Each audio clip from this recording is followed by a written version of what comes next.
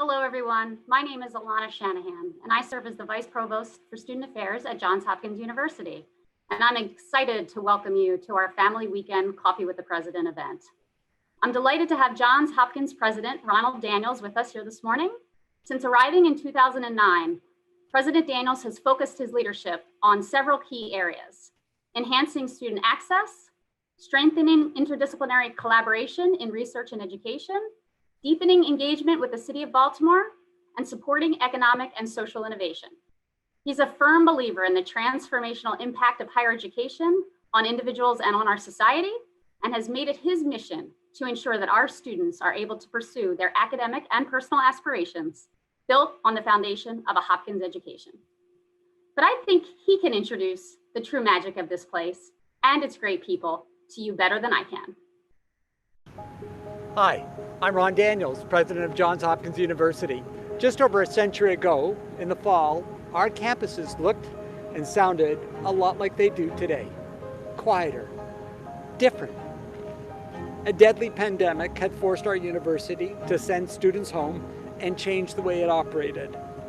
Then, our community responded with singular brilliance, grit, and determination. This year, you have done so again. When this outbreak began, you were among the first to provide crucial public health data to the world and to mobilize to find new therapies and contribute to the search for a vaccine. When our neighbors and their families in Baltimore needed support, you wasted no time in hitting the pavement, delivering more than 2 million meals. When the pandemic emptied college campuses across the nation, you, our faculty and staff, stepped up to elevate the virtual experience with creativity and flair. And you, our students, are already forging new connections and reaching across difference and distance with fresh ideas that will guide us to a better future. No matter where in the world you are right now, you are part of a community whose mission is to promote learning and discovery fueled by reason, creativity, and evidence-based problem solving. This insight and action are exactly what the world needs now. Welcome back, everyone. I can't wait to see what we'll accomplish together this year. Take care of yourselves and take care of each other.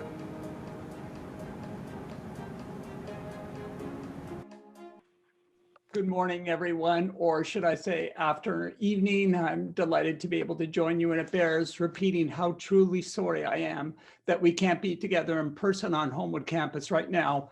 I miss running into our students on a jog or striking up conversation in the gym or breaking bread with them at FCC. I am a parent too, and I understand how uncertain, how challenging, and how even disappointing this time is for so many of you. My own kids are in their undergraduate programs, but one just graduated from law school and two are still in professional school. And that experience, as you can imagine, for them is far different than what they expected. My wife, Joanne, and I are seeing through their eyes, as well as those of our students, what it means to be operating in this virtual world and the disappointments that come with all of that. As a parent and president, I also share your strong desire to see that your kids are safe and well cared for while pursuing their academic ambitions. But although this is difficult for all of us, I know that your kids, like mine, will be able to do that with all of our help. And I want to thank you for all that you have done and that you're doing, not only to get them into Johns Hopkins, but to supporting them, albeit in virtual format while they're here. As I saw during our orientation and convocation events, our students are some of the most thoughtful, creative, and resilient young people. And they are anxious, as one first year put it, to join a community that loves learning as much as they do. And that is, of course, this place that is Johns Hopkins. Your kids are quite literally part of a once-in-a-century cohort, sharing the distinction with those whose classes were suspended during the 1918 flu epidemic. And even though Homewood campus is unusually quiet right now, the truth is that our university still remains a hive of intellectual activity. Take the Johns Hopkins Coronavirus Resource Center, which you glimpsed briefly just now. Viewed over 1 billion times since March, this website began with engineering professor Lauren Gardner's iconic dashboard and map. It quickly became a go-to resource for accurate information about COVID-19 for individuals, media outlets, and governments around the world. It has also, over the months, become a site of immense collaboration across all divisions of our one university, as we have expanded the site to include vital data about testing, tracing, and tracking. And many of you will have seen more of Professor Gardner this past week when she was named one of Time Magazine's 100 most influential people of the year, alongside with such luminaries as Anthony Fauci, who turns out is an honorary graduate of Johns Hopkins. So I feel that in this moment of COVID, we are well represented on that list. Professor Gardner is joined by all the faculty, staff, and students here at Hopkins who have worked so tirelessly to bring their expertise to bear on the pandemic. Their work exemplifies the fact that even in this challenging moment, we are still a university that is firing on all cylinders. This is an environment of dynamism, collaboration, and service that your students are part of. And I'm pleased to report that your students now attend a university ranked number 9 in the nation by the US News and World Report. And of course, it's not the number itself that is important, but what it reflects about the investments we've made in our undergraduate experience over the past several years at Johns Hopkins. Now, part of this is due to a longstanding commitment to broadening access and educational opportunities to talented young people, regardless of family circumstance, which we are now able to do on an unimaginable scale, thanks to Mike Bloomberg's $1.8 billion gift for financial aid in 2018. This gift has enabled us to recruit our most diverse and academically successful classes ever, which your students are an integral part of. And once alongside our extraordinary students, once they join us, they're given the chance to learn from and work alongside some of the most distinguished professors, researchers in the world, including our Bloomberg Distinguished Professors, a cohort of interdisciplinary faculty who are pursuing visionary research projects addressing the most urgent problems of the day. And we have not let up on this commitment to a first-rate education in a COVID era. But we at Hopkins see our educational role not limited to preparing students to succeed in their chosen field of study. Not only to that, we also want them to be engaged and active citizens. And in a moment like the one that we're in now, when the COVID-19 pandemic has made voting in this historic election year especially challenging, it is absolutely imperative that we quit our responsibilities to democracy with ever more vigilance. This year, we're redoubling our efforts to inform students about the complex history of democracy, to give them opportunities to serve their communities, and most importantly, to get out and vote. One of the core parts of our university assisting in these efforts is the Snf Agor Institute, which is bringing together an interdisciplinary group of scholars and practitioners to examine, diagnose, and propose solutions to the threats facing democracy today. In a couple of years, it will have a new building designed by Renzo Piano, the renowned architect responsible for Pompidou Center in Paris and the Whitney Museum in New York, among other stellar projects. But since its beginnings, the Agora, led by its quite amazing director, Hari Han, has never been just a brick and mortar endeavor, but one devoted to making space for engaging ideas and challenging dialogue. And since March, it has periodically hosted a weekly webcast, bringing thinkers and leaders together to discuss the politics of the coronavirus. And in the coming weeks, they'll be focused on the upcoming election. And even as we continue the work of education and debate, we're also doing all we can to get every eligible student to register and to cast their ballot. Through Hopkins Votes, we've created a comprehensive resource website to help students find the resources they need to vote. In closing, I'd just like to say a few words about the community of which we are part here in Baltimore. I have long said, since the moment I came to Baltimore, in fact, that we're not just proudly in the city or at the city, but of the city. In any other year, I would be encouraging your students, all of them, to get out and see the city, to explore our house in Remington, or to find a way to add to the hundreds of thousands of volunteer hours that our students volunteered to do in the city. But this isn't any year. That said, while the pandemic has changed much about what we are doing, it will not stand in the way of our commitment to doing all that we can to put our resources, from hiring to investments to development, to work on behalf of our city. And in truth, I've seen the soul of Hopkins emerge in really vivid ways in its service to Baltimore and its neighbors during this time. In the past 6 months, we have helped set up a field hospital for testing at our downtown convention center. Our experts have regularly briefed public officials on the facts of COVID-19. And alongside some extraordinary partners, we have set up a vast meal distribution operation that has delivered more than 2 million meals to families across the city. These are just a few examples of the work we've been doing since the pandemic hit, but we have not let this crisis stop us from continuing ongoing work in Baltimore, like our economic inclusion effort, Hopkins Local, or Vision for Baltimore, a partnership between Hopkins, the Baltimore City Health Department, and Warby Parker that has provided more than 10,000 pairs of eyeglasses to Baltimore City students free of charge. As you can see, even in this pandemic that has altered so much on our campus and our communities, we have not retreated from our core commitments to our students, to our city, and to our global community.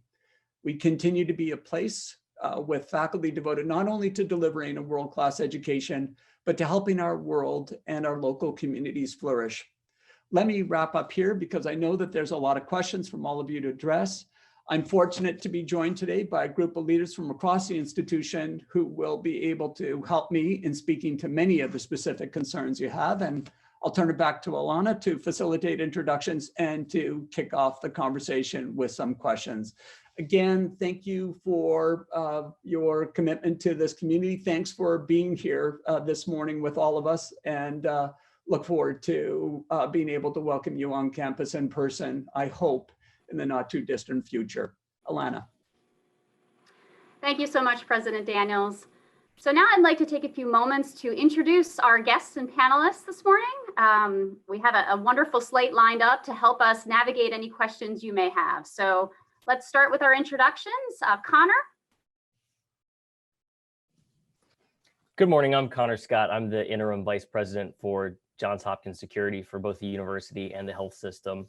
And also with me today is Jerron Jackson. He's the senior director for Homewood Campus Safety and Security. Great, thank you, Connor. Joel?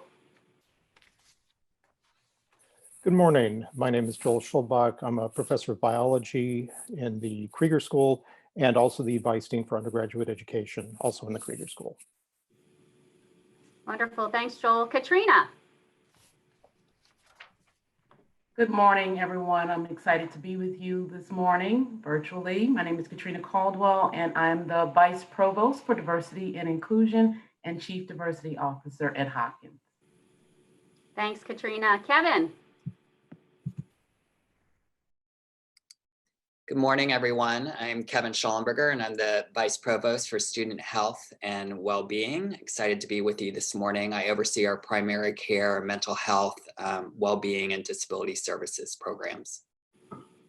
Thanks, Kevin. Michael? Good morning. My name is Michael Falk.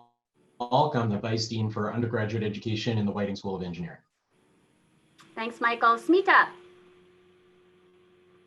Good morning, everyone. My name is Smita Ruzika, and I serve as the Dean of Student Life for the Homewood campus. I have the honor of serving your students and work with a team of staff members in departments ranging from residence life to diversity and inclusion and student engagement. And I look forward to chatting with you more today. Thanks, Smita. And last but not least, Stephen. Good morning. I'm Stephen Gange, Executive Vice Provost for Academic Affairs and Professor of Epidemiology at the Bloomberg School of Public Health. Great, thanks, Stephen. So thanks, everyone. We'll start the conversation now with questions from our audience, as well as questions we've received over the last few days. So many of the questions we're seeing in the chat this morning actually are takes on questions we received earlier in the week, but we have seen some new questions as well. So let me start with the first. So we had a wonderful conversation last night about spring planning, and as everybody on this panel might imagine, the big question on everybody's mind is, what is the plan for spring semester and how will we decide? So I'm going to allow President Daniels to start with this one, and we'll go from there. Thanks, Alana. So I think it's important just at the start to state in just clear and unequivocal terms our firm determination to do all that we can to get back as many students as we responsibly can onto the campus for what will doubtless be a hybrid experience. That is a mix of virtual and in-person activity for the spring semester. That is the goal, just in the way that we were really determined to try and get as many students as we responsibly could back onto the campus for the fall semester. Now, you'll know that over the summer, as we did regular updates, we spent a great deal of time consulting with various groups. We had various expert groups of public health officials and physicians from our School of Public Health and School of Medicine advising us. We had a number of other consultative groups that we developed obviously within the administration, but with students as well, as we sought to plan for the resumption of activity on the campus in the fall. And again, wanted to open up our residence halls and be able to have some level of in-person activity, as I said before, in actual classrooms. And again, this just to, from our perspective, as I know from yours, this underscores the extent to which, as much as we can provide in a virtual format, fundamentally, we know that what we're providing is a holistic experience where there's learning that goes on formally in the classrooms, but through discussions, engagement outside of the classrooms and other activities as well that allow for other types of opportunities for your students to grow and flourish. And so there's no equivocation on our part about the desirability of trying to deliver in very challenging circumstances, admittedly, but to deliver some semblance of an on-campus experience. Now, you'll also know that despite all the planning that we did with protocols, procedures, determining ways to de-densify our residential community, to provide quarantine capacity, developing testing capacity, thinking about the appropriate ways in which you de-densify classrooms and so forth. Despite all those activities, the very significant surge in infection within Baltimore made it clear that when we went from something in the order of a few new infectious cases a day per 100,000 in the city to close to 30 new infectious cases a day within the city, that it was irresponsible and dangerous to bring the students back to Baltimore and to reopen the campus. For the exposure that the students would receive, to the exposure that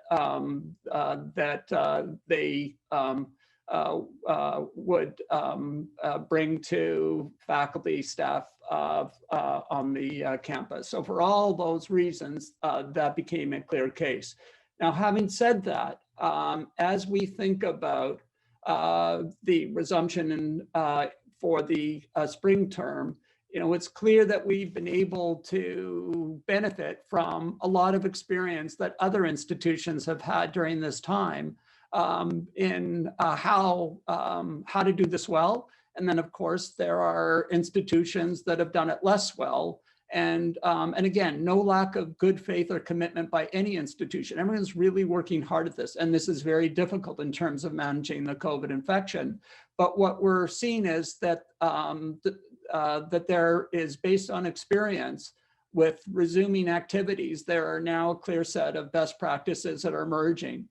And I will say that although we had understood most of those practices as we plan for our own resumption in the fall, there's no question that the experience of successful institutions who have been able to keep their infection rates low, or when there is an increase in infection, have been able to tamp it down very quickly, have caused us to modify the way in which we are going to bring back our activity come the spring semester.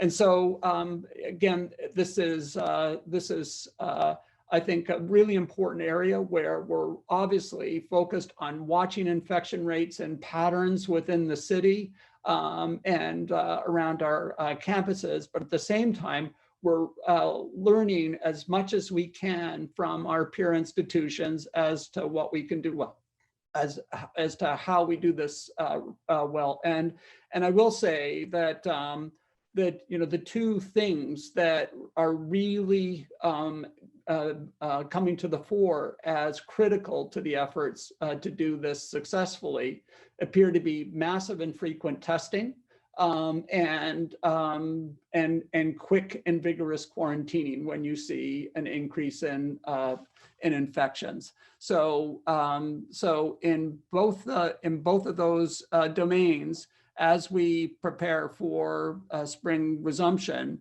we are stepping up our capacity to get comprehensive testing capability beyond the testing capability that that we had arranged for the fall, which would have been in the order of 1,000 or 2,000 tests a day. We're seeing that this is something that that we need more capability on, and looking at a range of different technologies to do this.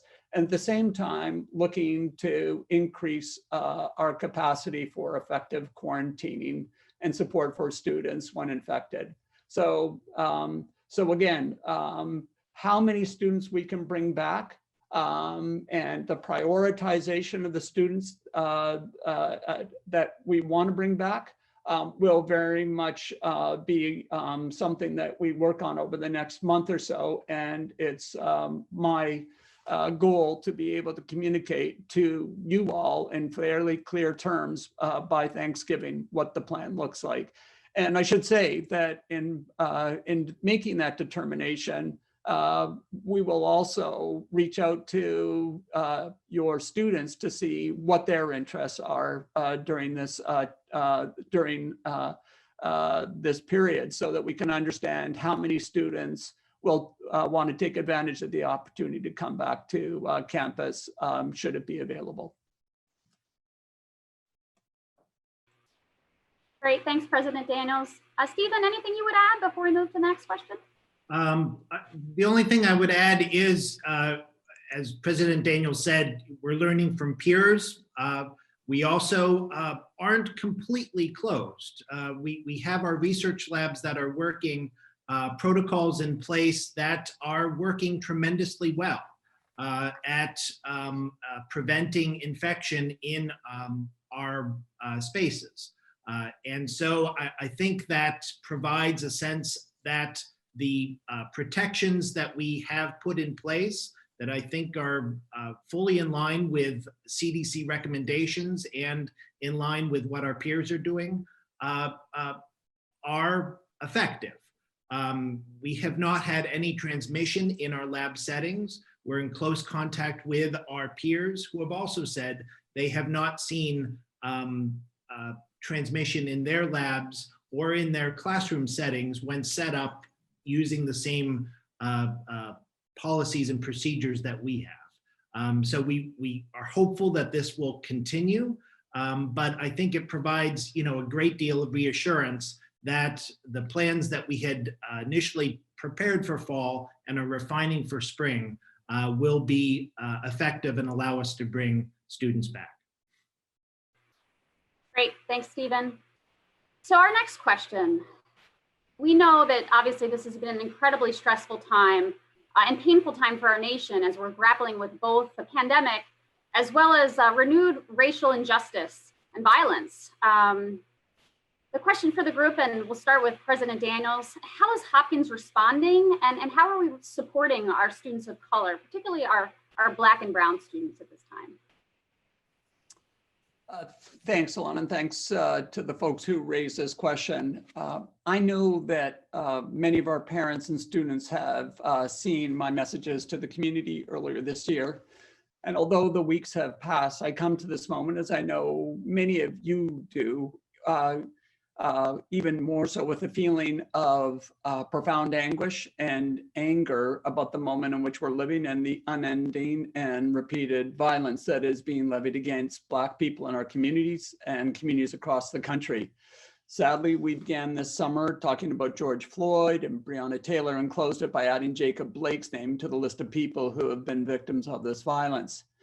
I also come to this moment with the deep conviction that we can and must use this time to deepen our resolve and to look more deeply and with greater urgency than before in thinking about ways in which we can make progress with respect to any vestiges of racism, discrimination within our institution.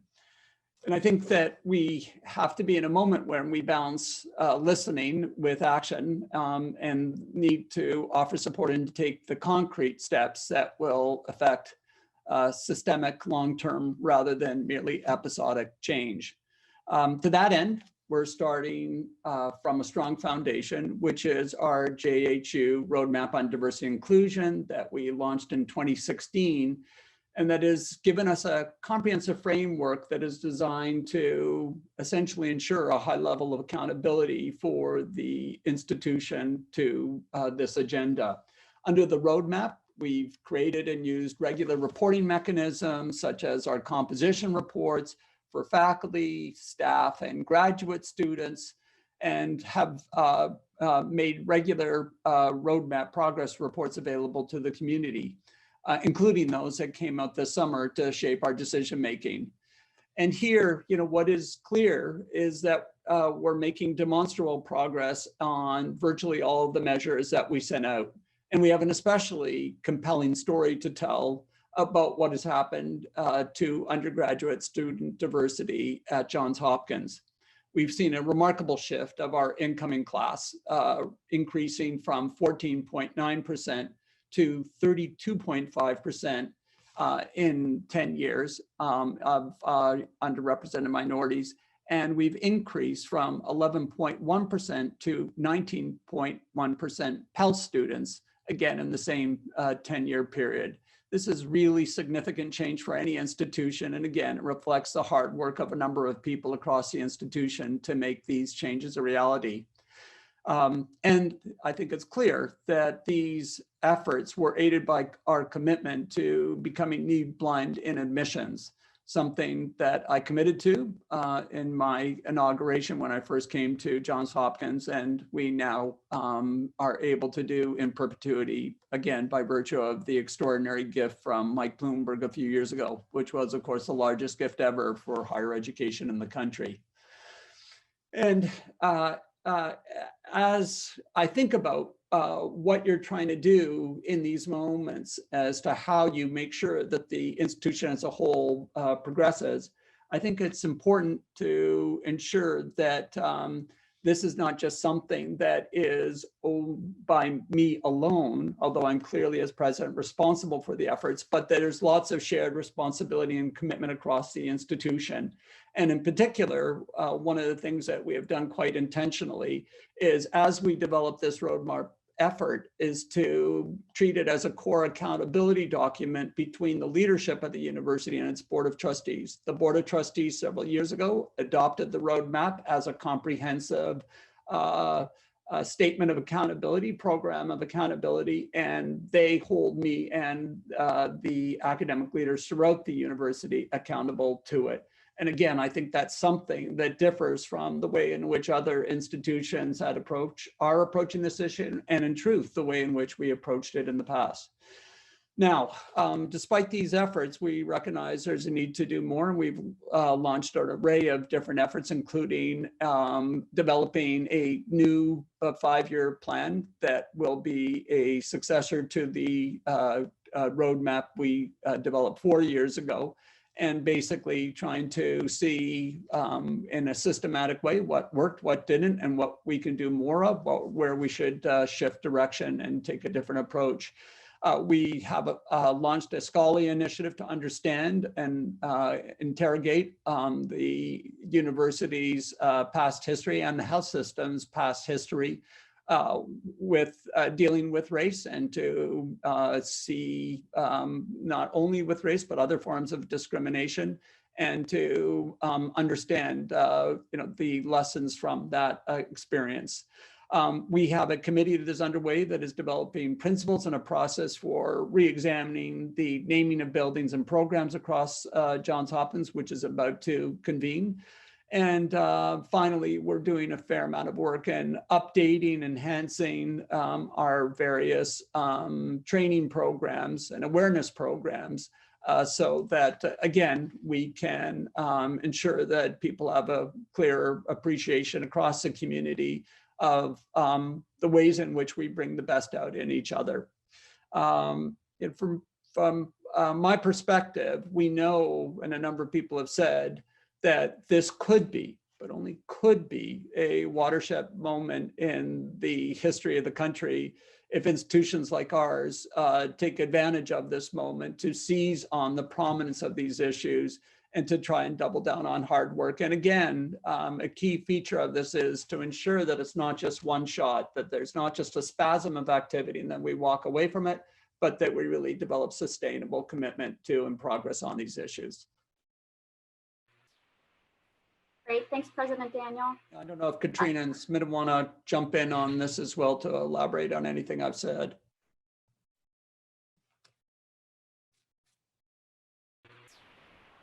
Katrina? Yes, I can jump in. Thank you, President Daniels. Thank you for the opportunity to raise this question. Many of you may know that I arrived in Johns Hopkins 3 months ago.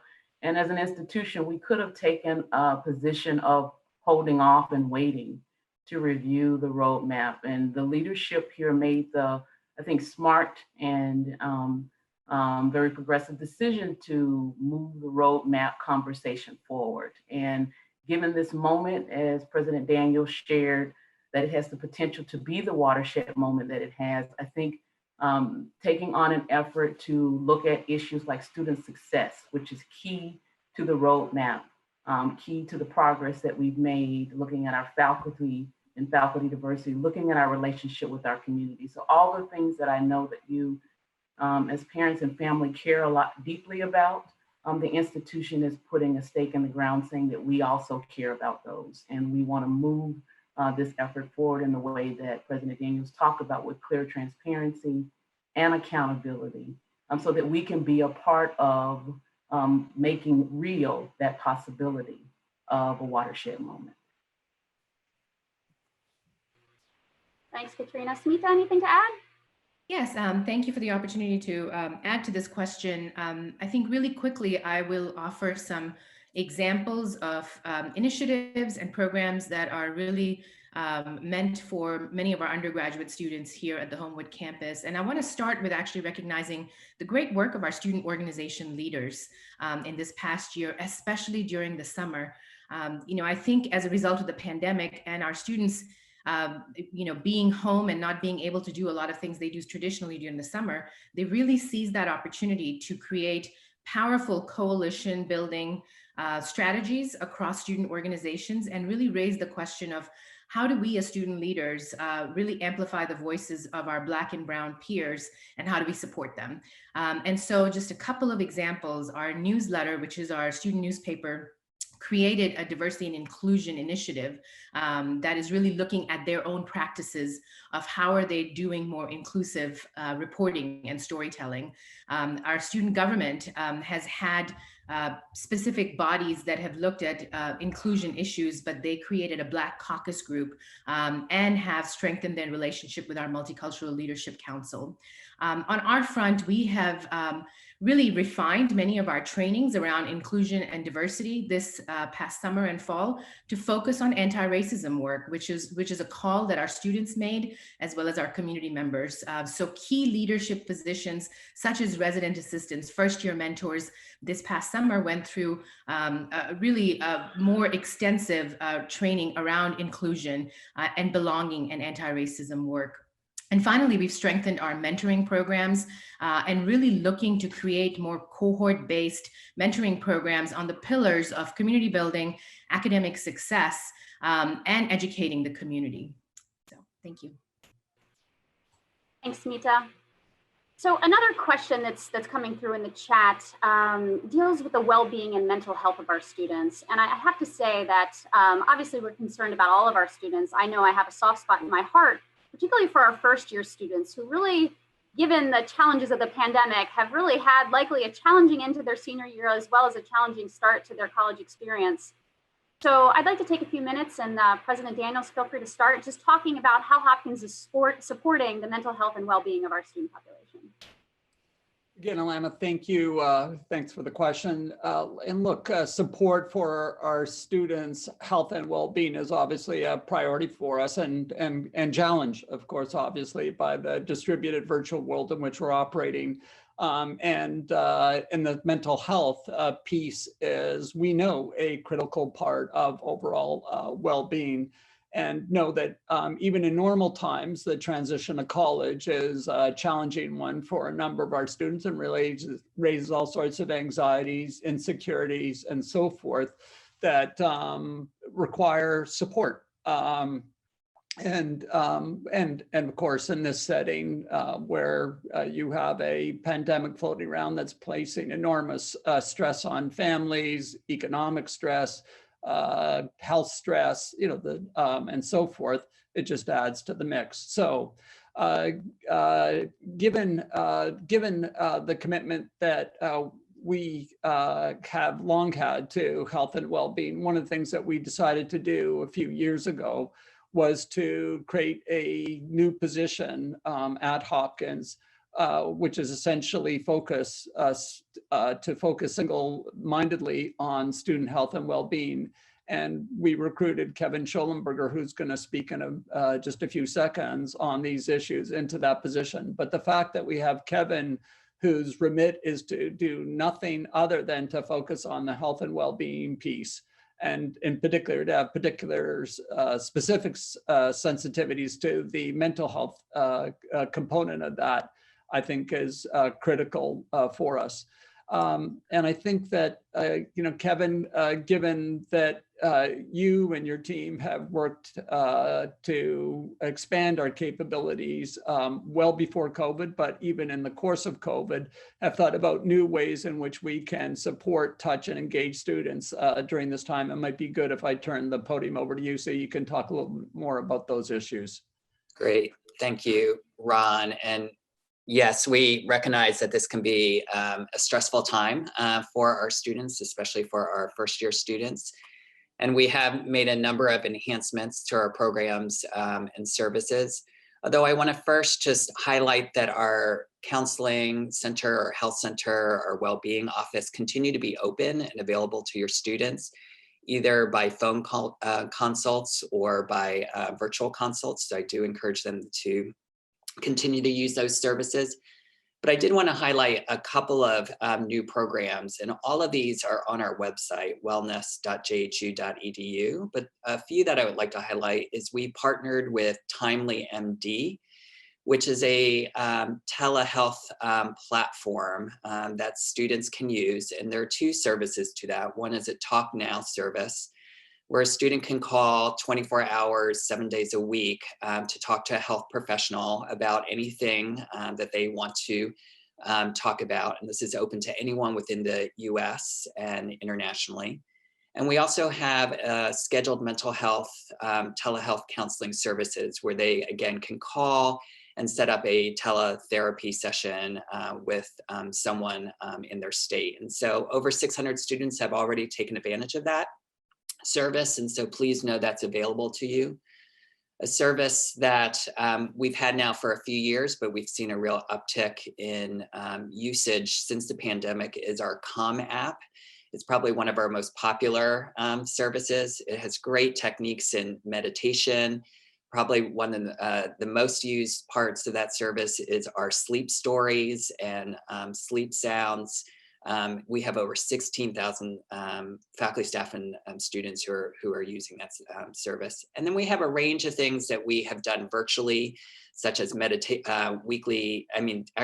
meditation, yoga, again, workshops around nutrition and sleep. And so all of these things continue to be accessible to your students. So please check out wellness.jhu.edu and encourage your students to take advantage of these programs and services. Great, thanks, Kevin. Appreciate that information. Okay, next one. Again, something we heard in advance of today, but is also popping up in the chat and something that I'm confident is important to everybody on this call. How are we ensuring a quality academic experience in this virtual environment? So would love the president to weigh in, but then would also love for Michael and Joel to have a chance to respond as well. So I'm going to turn this over quickly to Michael Joel to provide more detailed answer than I will, given that they are directly on the front lines of delivering the undergraduate academic experience.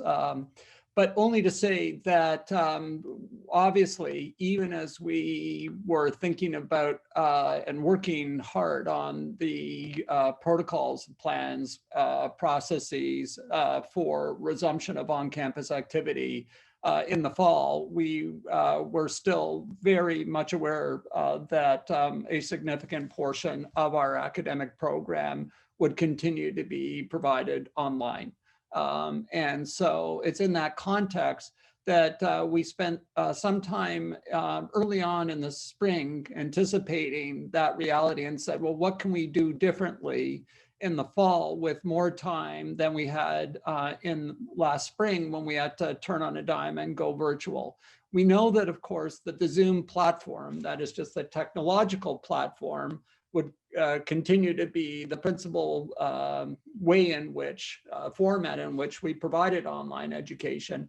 But we wanted to look at ways in which we could take better advantage of that platform. And there we did a few things. And again, leave it to Michael and Joel to elaborate. But one is simply to say, as against that platform, we think we can provide a better experience for the students if we actually invest in a host of mini studios on our campuses. And we did this across the university, where we created mini studios with proper lighting, podium, sound, and whiteboards, so that, essentially the faculty would be able to provide a better experience, a higher production value, so to speak, experience than if they were simply Zooming from home. And so we've created about 60 of those studios across the campuses. And again, and from some of the conversations I've had with students over the last several weeks, that change in delivery for the courses offered through the studio seems to have had a market improvement. But I think the second thing is that recognizing how challenging life in Zoom is, and in particular ensuring an enriching academic experience on Zoom, faculty have moved to, I think, adjust their lectures and their seminars and their testing techniques appropriately to move in the direction of greater moments of interaction with the students when there is testing feedback, so that there's just a deeper level of engagement than what they might have had in an in-person classroom, where just the nature of that experience just draws students in more easily than you can get in Zoom world. And so again, I think these things are making a difference. You will know, for those who were on the conversation yesterday, Elena, I assume that you raised the issue of the recent student survey that was done. And again, it's been, I'm looking at Steve as well, but it's significant that the students themselves are actually seeing the difference in the nature of engagement that they've had compared to last year, and seeing that that the experience is a better one than they previously had. So, you know, we're highly attentive to doing the best we can to maintain quality despite this this distributed format. And again, just in the way that we're going to learn from best practices about the safe resumption of activity on campus for protecting the health and welfare of our students, so too are we doing our best to learn from best practices here on what works and what doesn't in delivering our program through Zoom. But I'll turn it over to Michael and Joel to elaborate. Sure. Should I jump in or do you want to start, Joel? Well, just to say that I think President Daniels there did a great job of setting this up and describing a couple of the different areas that we focused on, one of those being the infrastructure, and both schools stood up a number of these studios that had that were properly equipped. We also enhanced technology in classrooms, and both schools provided faculty who could only teach from home with equipment to try to make sure that the experience was top notch. Both schools had the faculty interact with our Center for Educational Resources. So we've got terrific faculty over there who took our faculty through explaining to them how they could better engage, how they could better assess, how they could use the tools. And I think in both schools, the level of engagement of our faculty with the Center for Educational Resources and outfits like that was something like 90%. But one area that I really want to point out, we were really fortunate that the president and the provost came out very early and told us that resources were not going to be an issue for us. And so that allowed us to go out to our faculty, because of course they're the folks who know best how to get the information across. They're not only the content experts, but they are the educational experts. And we said to them, given what you learned in the spring from this quick pivot to online, what do you need? What could you take advantage of in order to better engage your students? And we heard back, for example, anthropology and psych and brain sciences both came back and said, you know what, if we had more TAs, undergraduate or graduate TAs, we could make our sections smaller and we could have better discussions. We could have the people leading those discussions better focused on students. If, for example, math said, you know what would be great for engagement, especially the first year students, is if we were to take these problem-solving pilot sessions, peer-led problem-solving sessions, and actually integrate those into the course rather than have them as a voluntary activity on the side. We think that we might be able to get better engagement.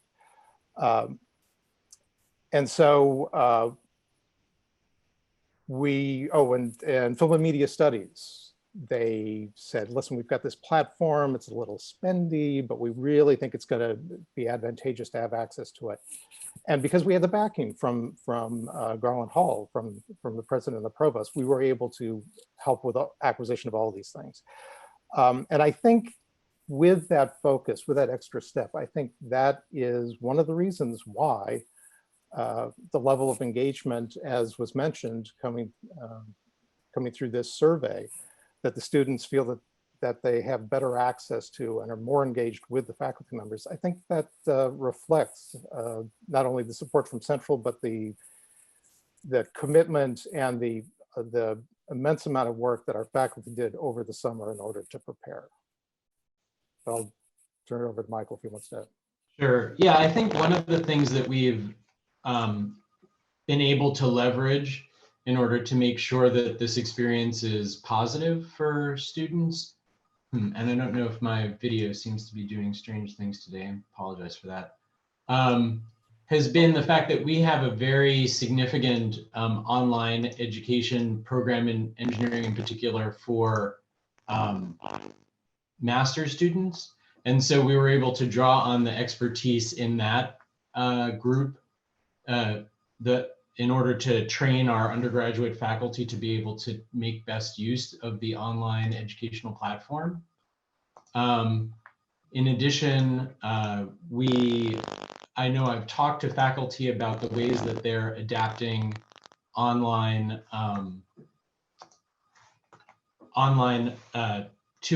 for things like laboratory and design courses. Of course, in many of those instances, it's very difficult, not possible, but in many instances, it was possible to ship materials directly to students, to drop ship. So students could be working on breadboards, electronics, various things that are low hazard and don't have issues with hazardous waste disposal, so that students could be doing things in their own rooms, in their own homes, that they would otherwise be doing on campus. And faculty really worked heroically in the month or two leading up to classes starting in order to get all those materials together and shipped to students on time. So I've been reaching out to faculty who teach our larger courses lately just to check in and see how things are going. And what we've been hearing, particularly from the large enrollment classes, is that they feel that the attendance is actually much higher than they would typically have in the in-person classroom. And that's been quite interesting to hear, that we're actually seeing more participation in the online realm than we would typically in the in-person. And from almost every faculty member I've talked to, I've been able to hear stories of things they've tried that are novel this semester that they feel are so enriching that they may continue them into future terms, whether we're in person or online. Small Cambridge tutorial experiences, use of software that they hadn't tried before, other things like that. So I think it's really been the innovation of the faculty in the context of their individual courses that has allowed us to continue to keep the educational experience high.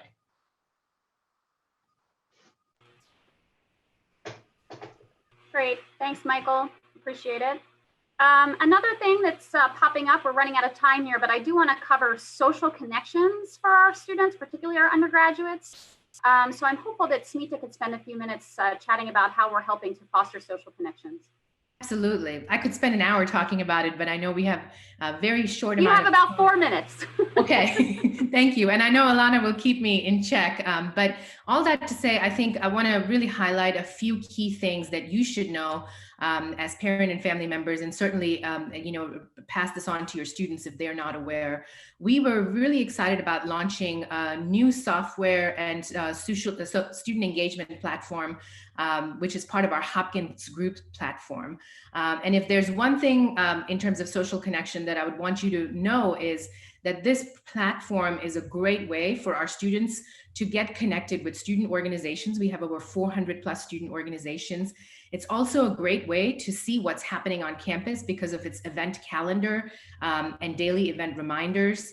And we also have a new feature this year, which has been really helpful, especially for our first year students, that asks them about their interests in order to connect them to student organizations. But we've leveraged this feature to really reimagine how do we do those small organic ways that students connect on a campus when they're here in person. We know that so much of our social connections happens in the residence halls, it happens in the dining halls, it happens in our quads. And we know that that is a huge gap that we need to find ways to fill.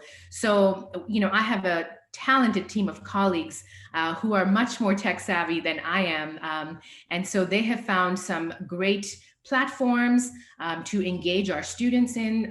They have found ways to engage our students via social media through real creative Instagram and other social media contexts.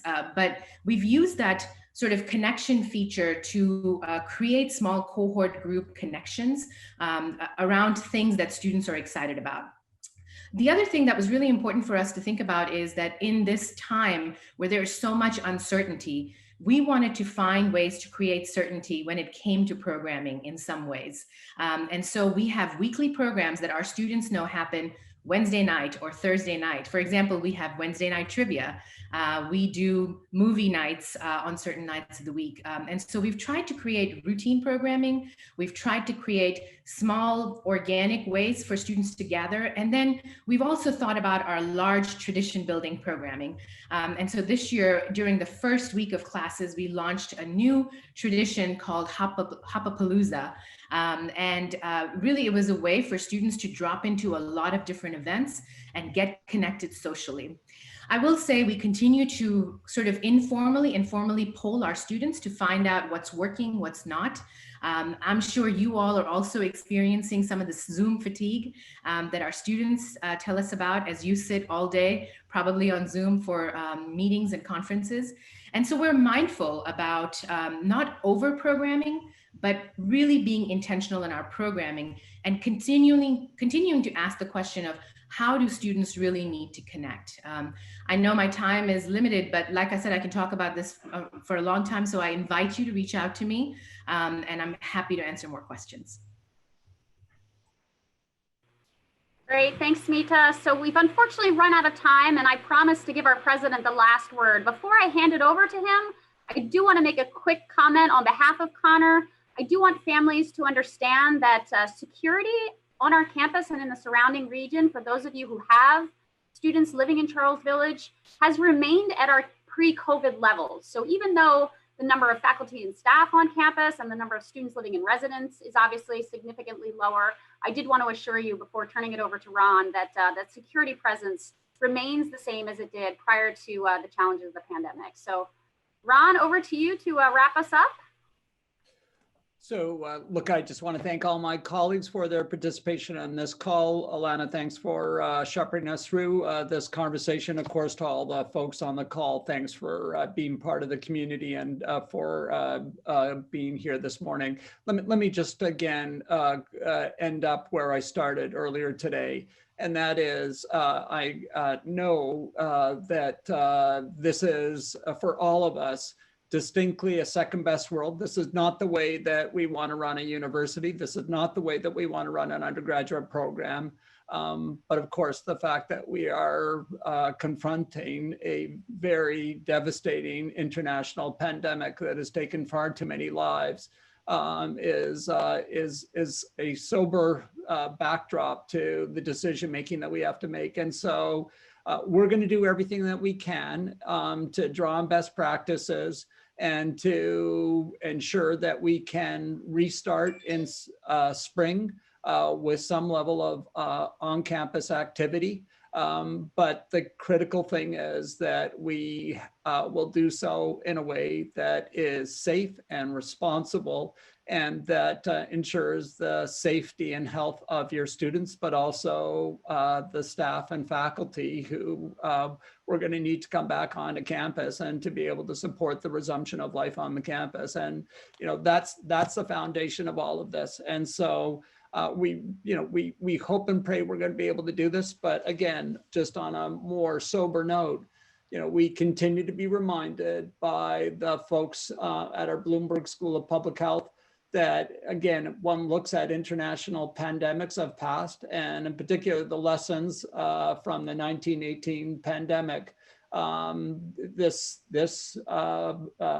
kind of situation ends up with having dips and then quick spikes again. And so there's tremendous concern about the spike that comes in late fall and winter when people are moving back indoors and the risk of transmission is significantly heightened.